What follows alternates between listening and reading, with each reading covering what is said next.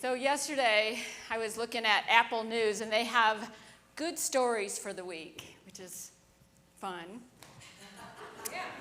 And there was one that was in particularly really good for me to share with you today. And there was a woman in Oklahoma City, not Oklahoma City, but in the state of Oklahoma, 90-year-old woman who was getting ready for bed, and she looked at her bed, and her bed was in flames.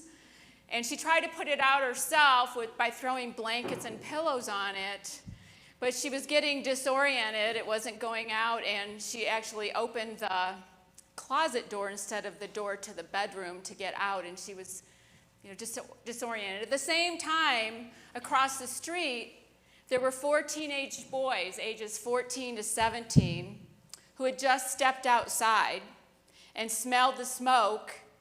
Not knowing if she was home, one of them called 911 to get the fire crew out there. Another went to a neighbor to get help and get an axe. Another tried breaking the front door windows out to get in the house, and another went through the back. They all took action very quickly, and the 14-year-old got into the house first, and he saw the woman and scooped her up and got her outside, and they were all fine.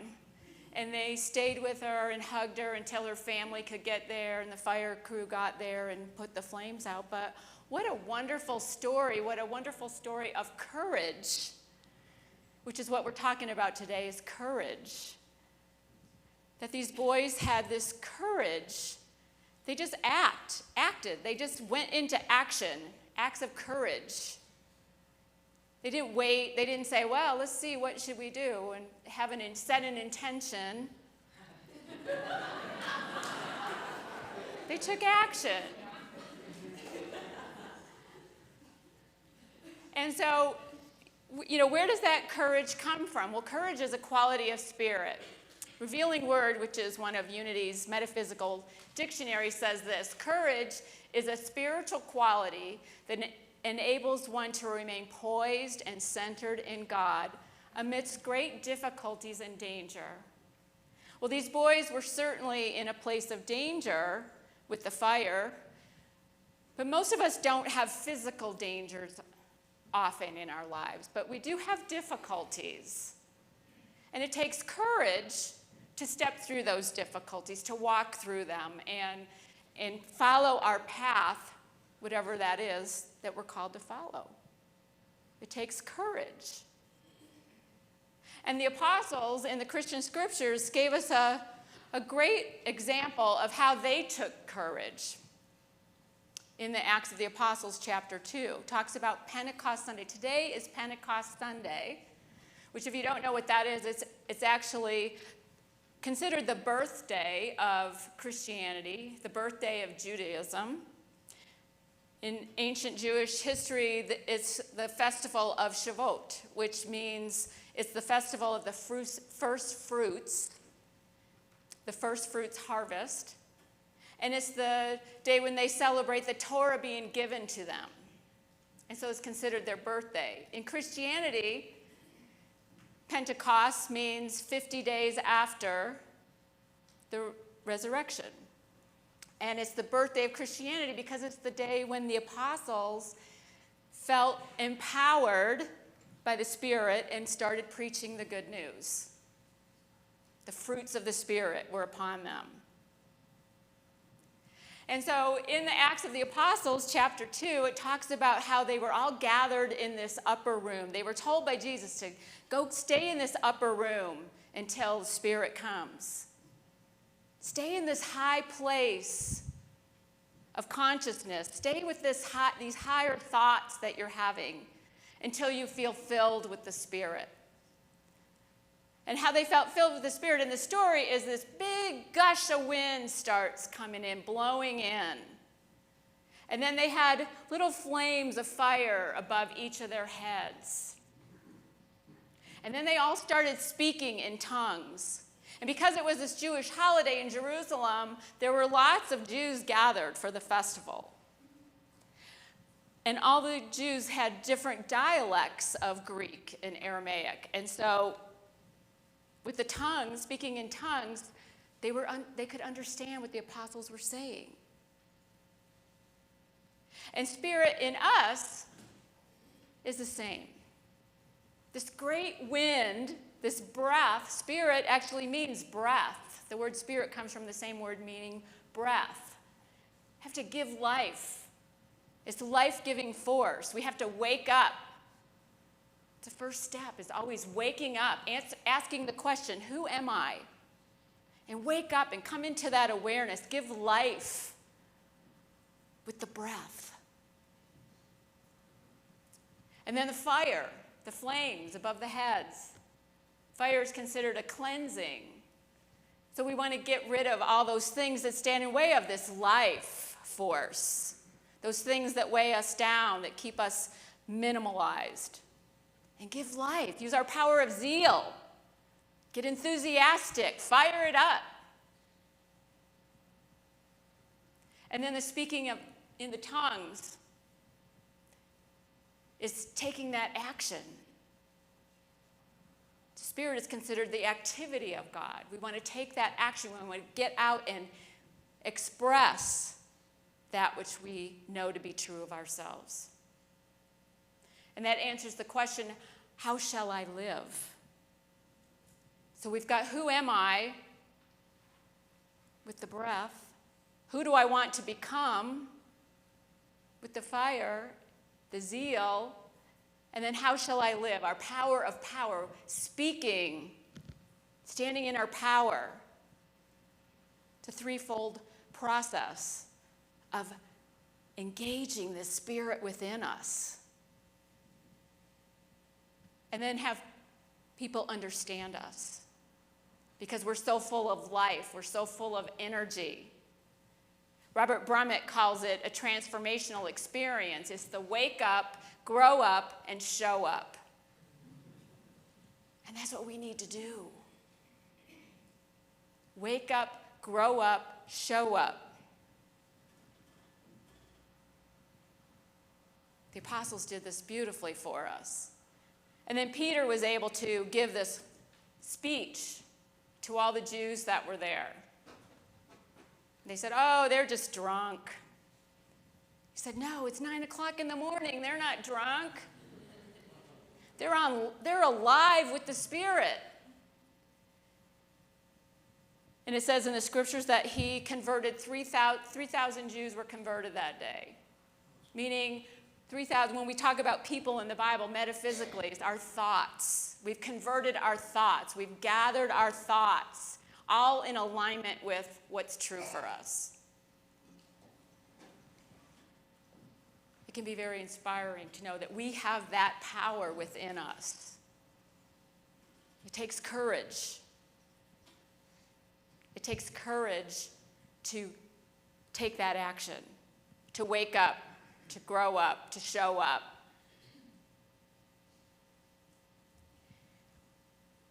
T.D. Jakes is a minister at a mega church in Dallas from a non-denominational Christian church.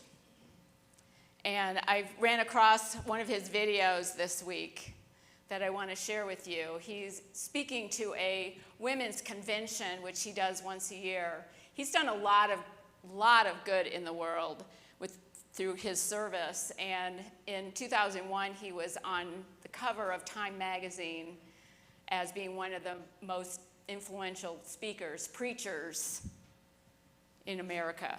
Let's watch the video, Tom.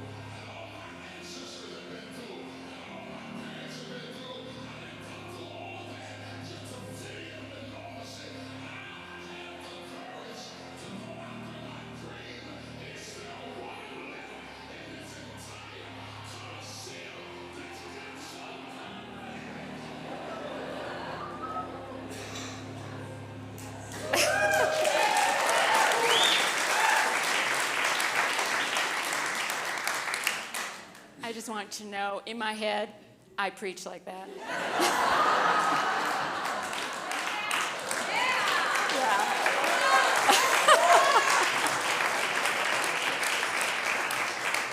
I don't know if I have the courage to do it outwardly. But I love how he says that. Do you have the courage to be outwardly what you know to be true about yourself inwardly? Do you have that courage to express from the Christ that you are? Do we have that courage? That courage is within us. It's within each of us. Whether we know it or not, whether we've used it or not, it's there. William L. Fisher is the Unity minister who wrote this in 1972. If you will constantly remind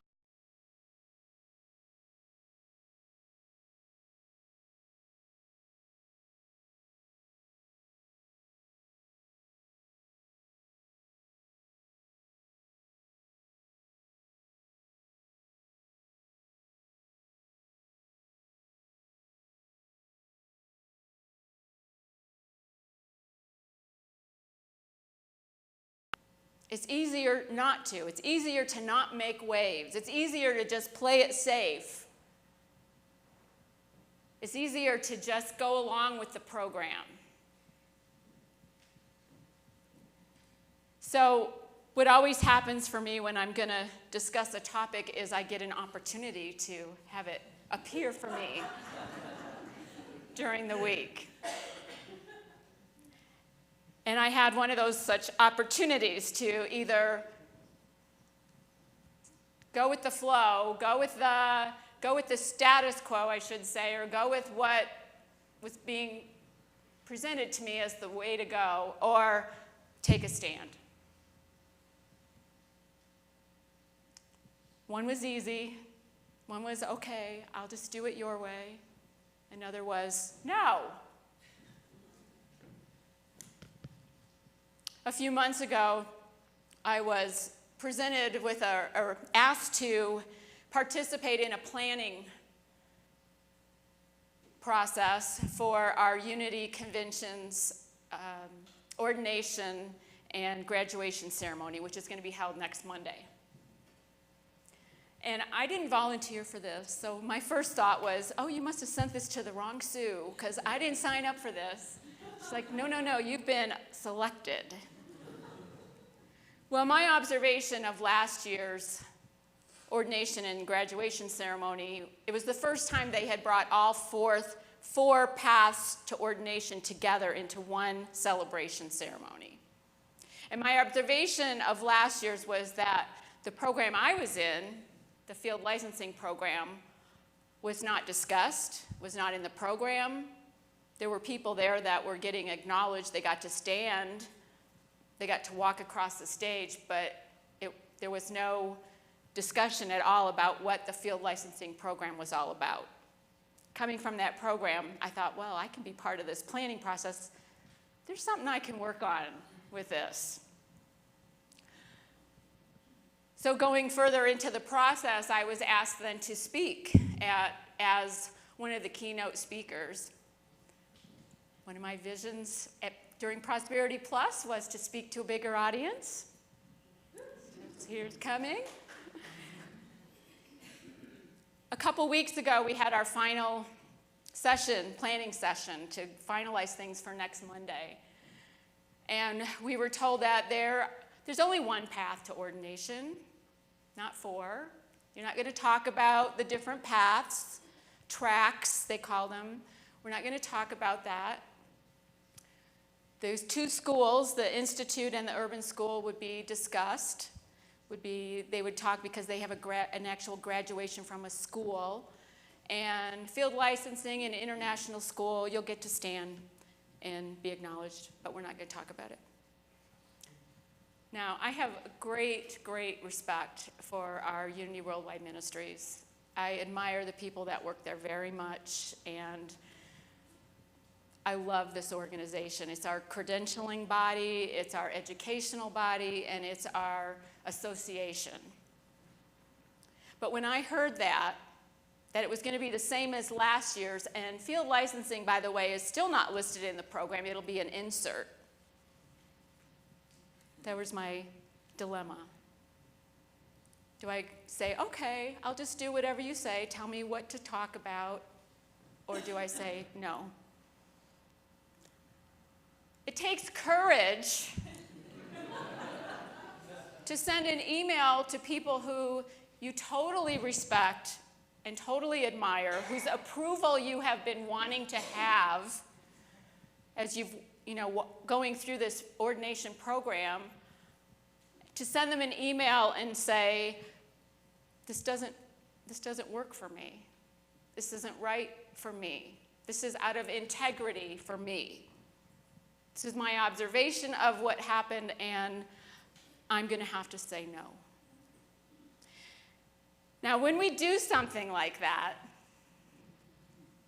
I hit that send button. You know how when you're if you didn't have fear, you wouldn't need courage. But fear is a chemical reaction in our body. Our palms get sweaty, our heart starts racing, you feel like you're going to throw up. I hit that send button. It's like, okay, you have to release. Once you've done it, you got to release it because there's nothing you can do to change it. And when you stand in your truth, when you stand in your power and come from a place of knowing who you are and what you want to be and how you want to show up, how anybody reacts doesn't matter. It really doesn't matter. It's none of your business how they react to you standing in your truth. That's their business. So I hit the send button. Okay. And I've gotten 4 out of 6 emails back.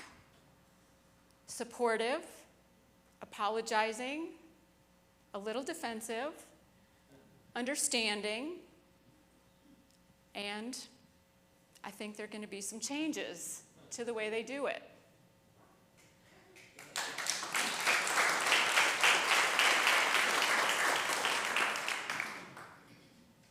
It takes courage to stand in your truth. It takes courage to try different things, breaking out of your patterns. It takes courage to make waves and say, I don't agree with this, in a kind way.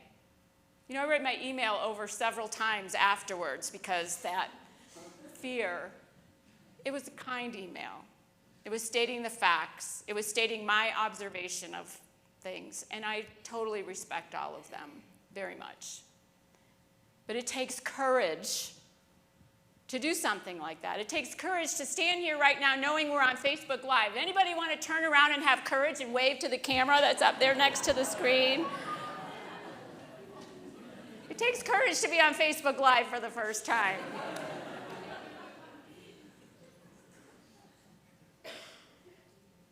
So fear. Most of us, I think, don't want to live our lives with fear. Fear holds us back so much. We play small. We don't stand in our truth. We're afraid of making waves. But courage is there, always, available. You take courage. Know that that part of you inside that is longing to express, that wants an expanded, bigger life, can use this courage that you have within. You can use it. Sometimes we need to break it down in smaller pieces, and that's okay. You don't have to take on a big, huge thing right away. Break it down. Sometimes we can fool our bodies to thinking everything's okay when we're afraid by smiling, whether it's fake or not. And sometimes when we have a passion about something, like my passion for the field licensing program, it's gonna push you forward. Take courage. That voice inside of you, listen to that voice inside of you that is the voice of spirit.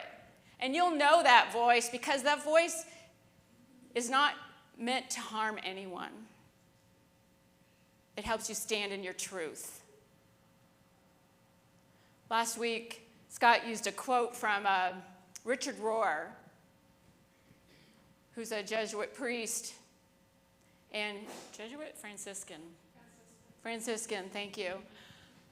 Priest, and he has a daily blog, and the blog was called The Voice of God, and Janice had sent it to both Scott and I, and he used it. I'm like, darn, I was going to use that the next week. But there's so much in there that it doesn't matter. It's so rich. So I love what he had to say here.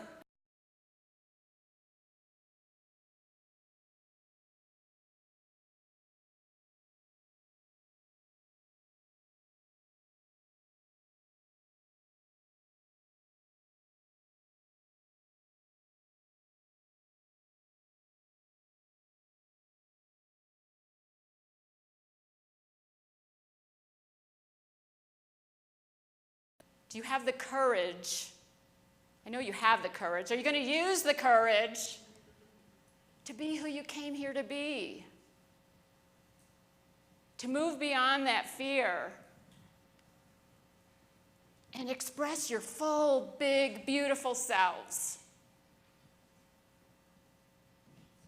I invite you this week to have the courage. Use the courage within and share yourself with the world. Namaste.